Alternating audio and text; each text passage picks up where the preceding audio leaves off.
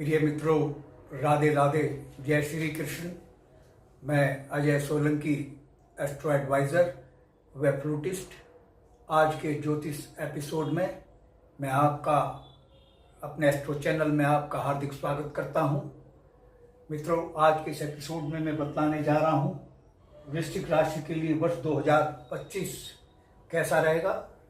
वार्षिक के साथ साथ वर्ष के प्रत्येक माह का फल भी मैं बतलाऊंगा इसी एपिसोड में। मित्रों, वार्षिक फल के लिए जानने के लिए देवगुरु बृहस्पति देव की स्थिति का अध्ययन किया जाता है गोचर कुंडली में, क्योंकि देवगुरु बृहस्पति देव एक राशि में लगभग एक वर्ष तक रहते हैं। और मासिक फल जानने के लिए सूर्य देव की स्थिति का अध्ययन किया जाता है, क्योंकि सूर्य देव एक राशि में लगभग एक माह तक रहते हैं। और दैनिक फल जानने के लिए चंद्रदेव की स्थिति का गोचर कुंडली में अध्ययन किया जाता है, क्योंकि चंद्रदेव लगभग 2.25 दिन तक एक राशि में विराजमान रहते हैं। चलिए आगे बढ़ते हैं। देवगुरु बृहस्पति देव वृश्चिक राशि की गोचर कुंडली के सप्तम भाव में विराजमान रहेंगे 14 मई 2025 तक। सप्तम भाव विवाह का भाव है और देवगुरु बृहस्पति देव स्वयं विवाह के कारक ग्रह माने गए हैं। अतः जो जातक जातिकाएं वृश्चिक राशि के हैं, अविवाहित हैं, उनके वर्ष 2025 में विवाह के प्रबल योग बन रहे हैं।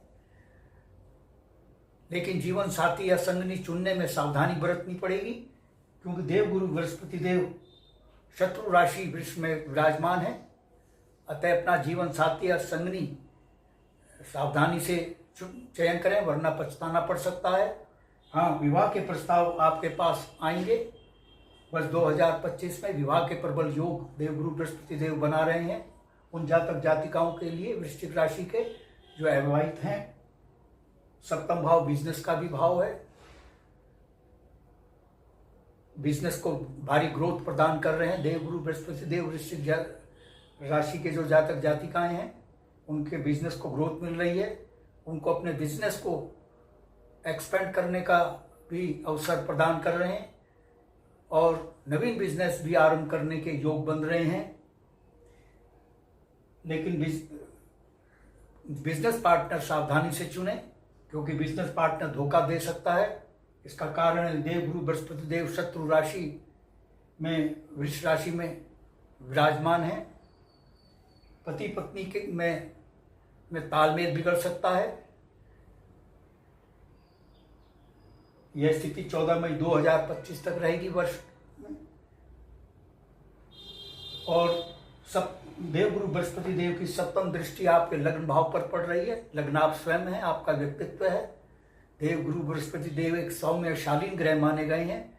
आपके व्यक्तित्व को प्रभावशाली बना रहे हैं, सौम्य और शालीन बना रहे हैं। आपके व्यक्तित्व का प्रभाव समाज के लोगों पर पड़ेगा। आपका मान सम्मान पद प्रतिष्ठा में वृद्धि कर रहे हैं। स्वास्थ्य में वृद्धि देवगुरु बृहस्पति कर रहे हैं। आपके आयुष में वृद्धि होगी।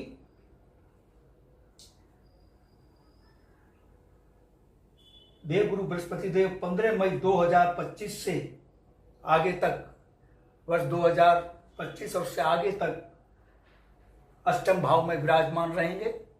अष्टम भाव मित्रों कुंडली का सबसे अशुभ भाव होता है।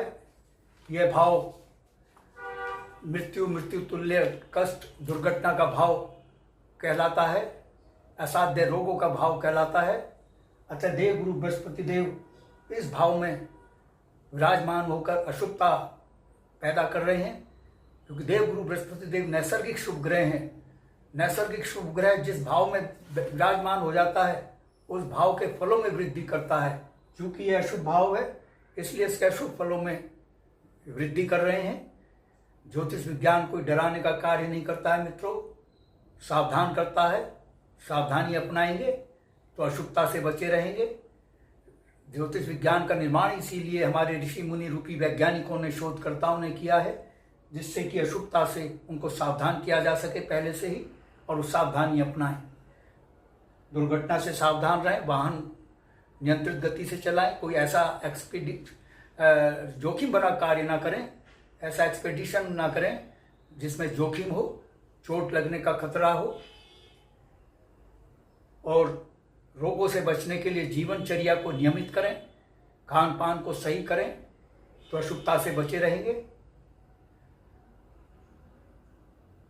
और इसके साथ ही आपको विरासत में धन संपत्ति प्राप्त हो सकती है वर्ष में 2025 में, क्योंकि अष्टम भाव विरासत में धन संपत्ति प्राप्ति का भी भाव है। और जो लोग रिसर्च में लगे हुए हैं, अन्वेषण में लगे हुए हैं, खोज में लगे हुए हैं, अनुसंधान इनोवेशन में लगे हैं, उनको अपने कार्य में भारी सफलता मिल सकती है।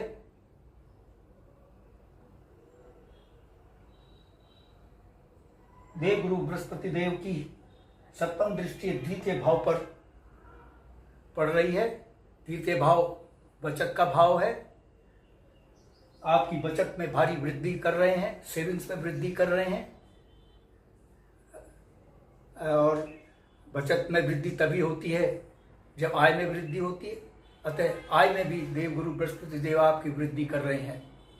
देवगुरु बृहस्पति देव अष्टम भाव में विराजमान होकर जो अशुभता पैदा कर रहे हैं, इससे बचने के में उपाय, बहुत ही कारगर उपाय और व्यवहारिक और सरल उपाय मैं बतलाऊंगा इस एपिसोड के आखिर में।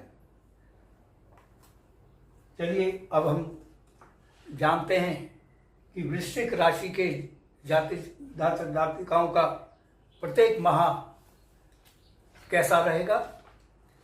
जैसा कि मैं बतला चुका हूँ, मासिक फल जानने के लिए सूर्य देव की स्थिति का अध्ययन किया जाता है, क्योंकि सूर्य देव एक राशि में लगभग 1 महीने तक रहते हैं। सूर्य देव 13 जनवरी तक धनु राशि में विराजमान रहेंगे द्वितीय भाव में। द्वितीय भाव में सूर्य देव शुभ फल प्रदाता नहीं माने गए हैं। द्वितीय भाव में सूर्य देव आप के विराजमान होने से आपके स्वास्थ्य में कमी आ सकती है, धन हानि हो सकती है, चिंता कलह सता सकती है और धोखे और स्वार्थ सिद्धि का भी आप शिकार हो सकते हैं। धोखेबाजों से बचें। देवगुरु बृहस्पति देव 14 जनवरी से 12 फरवरी तक मकर राशि में विराजमान रहेंगे, यानी तृतीय भाव में विराजमान रहेंगे। तृतीय भाव में सूर्य देव बहुत ही शुभ फल प्रदाता माने गए हैं। तृतीय भाव साहस पराक्रम का भाव है, पुरुषार्थ का भाव है। सूर्य देव आपके आत्मविश्वास, साहस, पराक्रम में वृद्धि कर रहे हैं। शत्रु आपके पराजित होंगे। आप एनिमी हंटर कहलाएंगे, शत्रु हंता कहलाएंगे। शत्रु के षड्यंत्र विफल हो जाएंगे और प्रतिद्वंदी आपके सामने टिक नहीं पाएंगे। सरकारी नौकरी के भी योग बन रहे हैं तृतीय भाव में।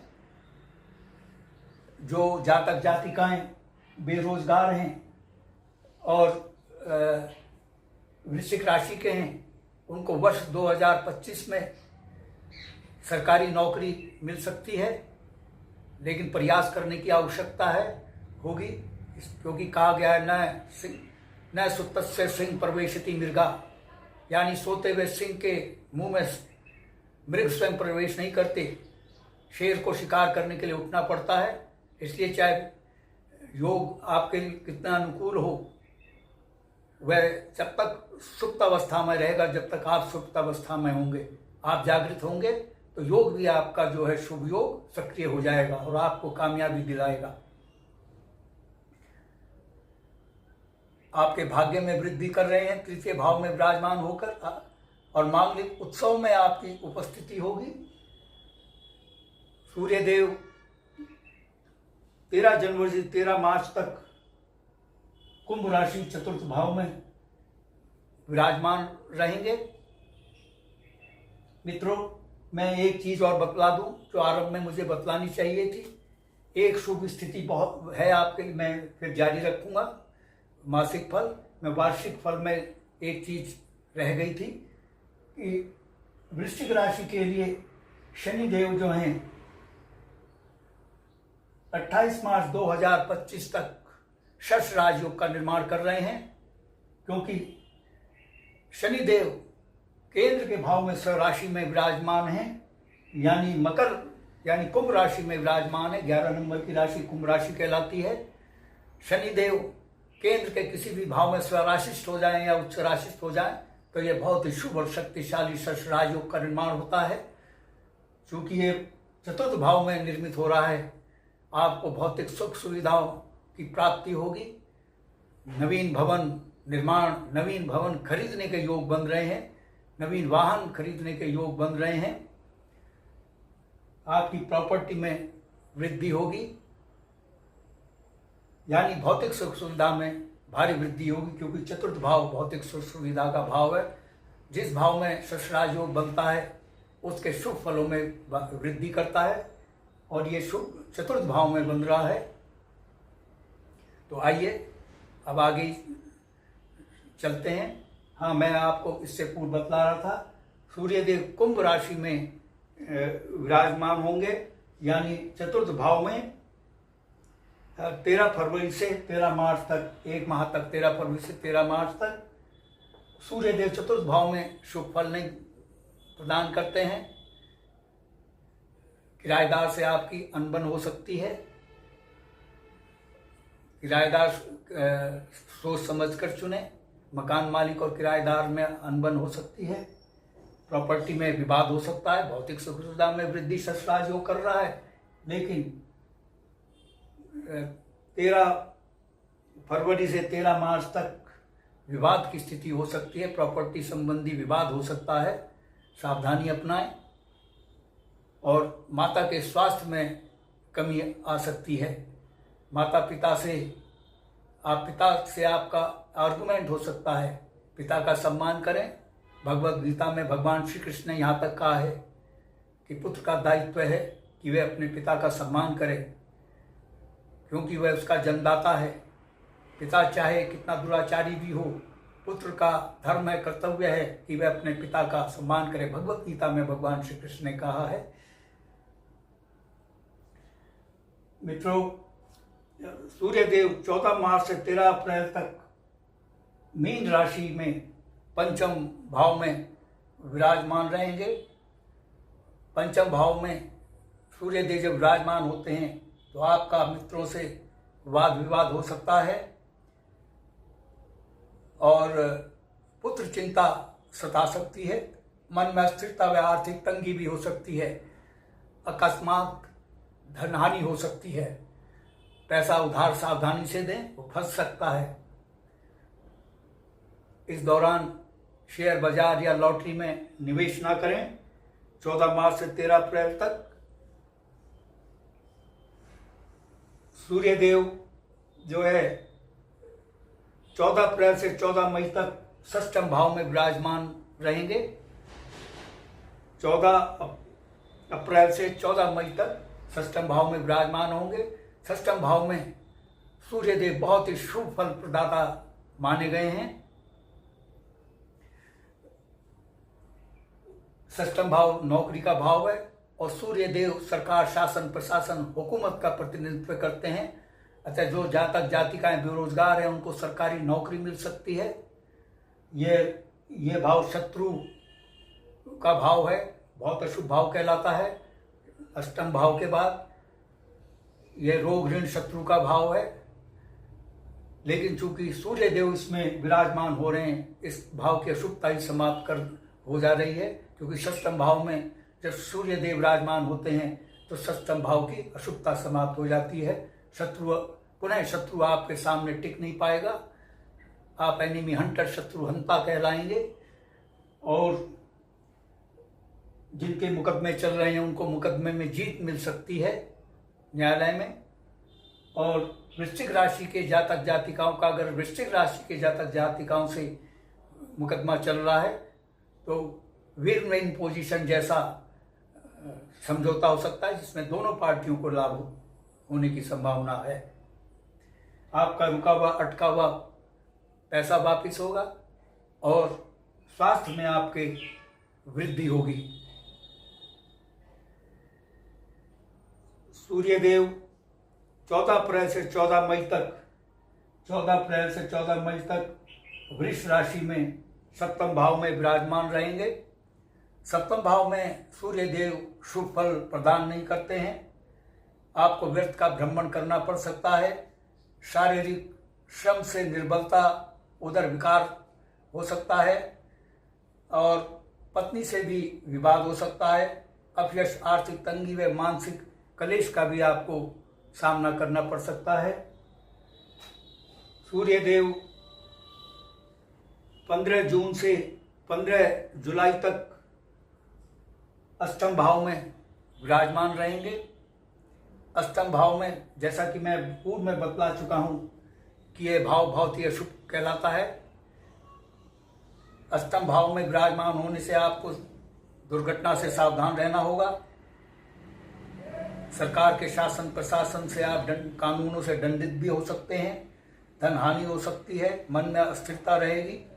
नेत्रों में कष्ट हो सकता है। गुदा से संबंधित रोग सता सकते हैं। लेकिन आपको विरासत में धन संपत्ति की भी प्राप्ति हो सकती है।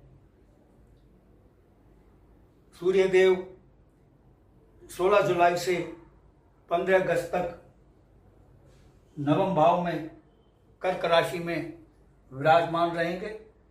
सूर्यदेव भाग्य भाव, नवम भाव भाग्य भाव कहलाता है और भाग्य, इस भाव के नैसर्गिक स्वामी सूर्यदेव कहलाते हैं। जब नैसर्गिक स्वामी अपने स्वामित्व वाले भाव में विराजमान हो जाए तो उसके शुभ फलों में भारी वृद्धि होती है। यानी आपके भाग्य में वृद्धि हो रही है। भाग्य आपका कदम कदम पे साथ देगा। विदेश गमन के योग बन रहे हैं। लेकिन चूंकि सूर्यदेव नैसर्गिक पाप ग्रह माने गए हैं, पिता से आपकी अनबन हो सकती है। पिता के स्वास्थ्य में कमी आ सकती है। सूर्यदेव 16 अगस्त से 15 सितंबर तक सिंह राशि, स्वः राशि में विराजमान होने जा रहे हैं। दशम भाव में, जो कि दशम भाव है, और स्वः राशि में विराजमान हो रहे हैं। यह आपके लिए वर्ष में शुभ से शुभतम स्थिति है, क्योंकि दशम भाव में सूर्य देव को दिग्बल प्राप्त होता है और स्वः राशि में विराजमान हैं। जिस दशम भाव के स्वामी हैं, तात्कालिक स्वामी हैं, उसी भाव में विराजमान हैं। यानी आपके शुभ फलों में भारी वृद्धि कर रहे हैं। दशम भाव शुभ भाव कहलाता है, केंद्र का भाव है। आपके मान सम्मान, पद प्रतिष्ठा में वृद्धि हो रही है। पदोन्नति के योग बन रहे हैं और जो जातक जातिकाएं बेरोजगार हैं उनको सरकारी नौकरी मिल सकती है। ये लिख लीजिए, ये बहुत ही अनुकूल समय है आपके लिए। 16 अगस्त से 15 सितंबर तक उन लोगों के लिए जो बेरोजगार हैं उनको सरकारी नौकरी मिल सकती है। और जो राजनीति में हैं उनको उच्च राजनीतिक पद मिल सकता है, क्योंकि सूर्यदेव राजनीति के कारक ग्रह माने गए हैं। आपके वेतन में वृद्धि हो रही है। पद प्रतिष्ठा में वृद्धि हो रही है। सूर्यदेव आपको नेतृत्व करने की शक्ति और क्षमता भी प्रदान कर रहे हैं। और जो बिजनेसमैन हैं उनको भारी बिजनेस में ग्रोथ प्रदान कर रहे हैं। उनके बिजनेस के मुनाफे में इजाफा कर रहे हैं। सूर्यदेव 16 सितंबर से 16 अक्टूबर तक एकादश भाव कन्या राशि में विराजमान रहेंगे। एकादश भाव में सूर्यदेव बहुत शुभ फल देते हैं।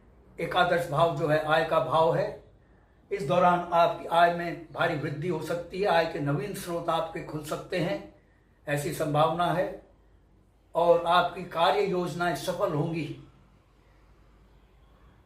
नवीन लाभकारी आपके संबंध बनेंगे। मित्र समाज, पड़ोसियों से आपका भरपूर तालमेल रहेगा, भरपूर सहयोग रहेगा। बड़े भाई से संबंध बेहतर रहेंगे, क्योंकि ये इन बातों को ये एकादश भाव एड्रेस करता है, ताल्लुक रखता है। आपको आकस्मिक धन लाभ हो सकता है किसी भी स्रोत से। जिन लोगों ने शेयर बाजार में इन्वेस्टमेंट किया है, लॉटरी में इन्वेस्टमेंट किया है, उनको लाभ मिल सकता है। सूर्य देव इसके बाद 17 अक्टूबर से 16 नवंबर तक तुला राशि में विराजमान रहते हैं, होंगे द्वादश भाव में। यह आपके लिए शुभ स्थिति है, क्योंकि सूर्य देव अपनी नीच राशि में विराजमान होने जा रहे हैं और द्वादश भाव में विराजमान होने जा रहे हैं। द्वादश भाव अशुभ भाव है। आपको अपनों से विश्वासघात मिल सकता है। कुसंगति से आपको हानि हो सकती है। शासन प्रशासन के नियम कानूनों से आप दंडित होने का भय है। शत्रु आपके सक्रिय होंगे और खर्चे बढ़ेंगे और शारीरिक कष्ट भी हो सकता है। सावधानी अपनाइए। मैं उपाय बतलाऊंगा इस अशुभता से बचने के लिए इस एपिसोड के आखिर में। तब तक आप बने रहिए। सूर्य देव जो हैं 17 अक्टूबर से 15 दिसंबर तक वृश्चिक राशि लग्न भाव में विराजमान होंगे। लग्न भाव में हालांकि विराजमान होकर आपके व्यक्तित्व को ओजस्वी बना रहे हैं सूर्य देव, लेकिन आपको अधिक परिश्रम करना पड़ सकता है। शारीरिक कष्ट अधिक हो सकता है, क्योंकि सूर्य देव की सप्तम दृष्टि सप्तम भाव पर पड़ रही है, जो कि पति पत्नी का भाव है। पत्नी को पति से और पति को पत्नी से कष्ट हो सकता है। और आप अपने क्रोध पर नियंत्रण रखें। सूर्य देव जब लग्न भाव में विराजमान होते हैं तो व्यक्ति के स्वभाव को क्रोधी बना देते हैं, उग्र स्वभाव का बनाते हैं। क्रोध से आपके बने बनाए काम भी बिगड़ सकते हैं। इसलिए क्रोध पर, आवेग पर, मनोवेग पर आप नियंत्रण रखें, क्योंकि कलह हो सकता है और उधर रोग हो सकता है और आपका दूरस्थ कहीं अन्य तबादला भी हो सकता है या कहीं दूरस्थ स्थान पर प्रवास भी करना पड़ सकता है। सूर्य देव 16 दिसंबर से आगे तक धनु राशि द्वितीय भाव में विराजमान रहेंगे। द्वितीय भाव में भी सूर्य देव शुभ फल नहीं देते हैं।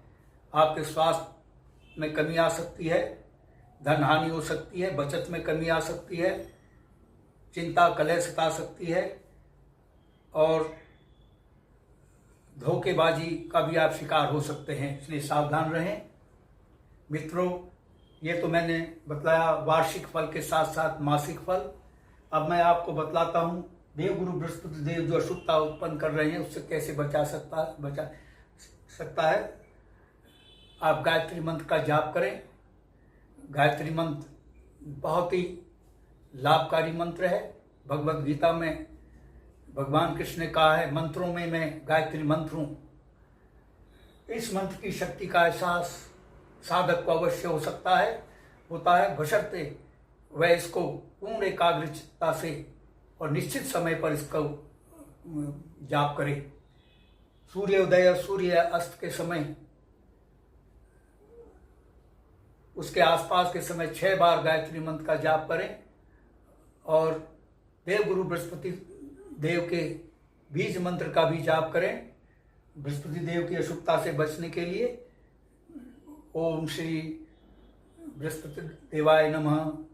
और बृहस्पतिवार के दिन पीले वस्त्र धारण करें या जेब में पीला रुमाल रखें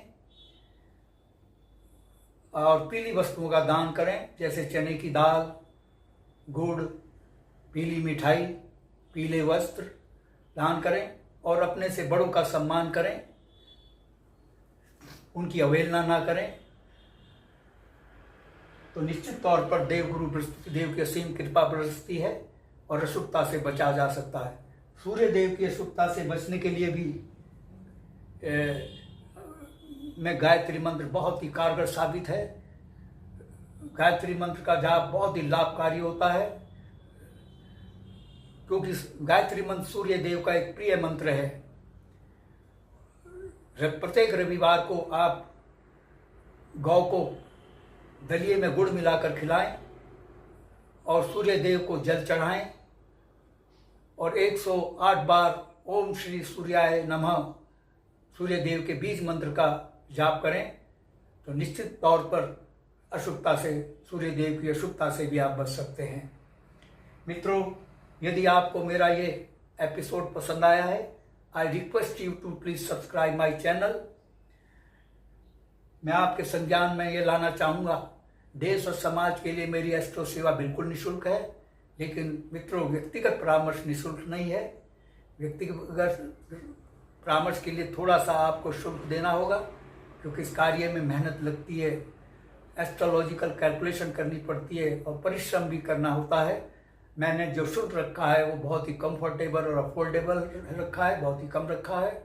यदि आपके मन में कोई प्रश्न या क्वेरी है तो आप कमेंट बॉक्स में कमेंट कर सकते हैं, और यदि आप अपनी लग्न पत्रिका या जन्म कुंडली की एनालिसिस कराना चाहते हैं तो आप सशुल्क अपने प्रश्नों के साथ अपनी बिल्कुल सही जन्मतिथि, जन्म समय, जन्म स्थान मेरे व्हाट्सएप नंबर 9411769698 पर भेज सकते हैं।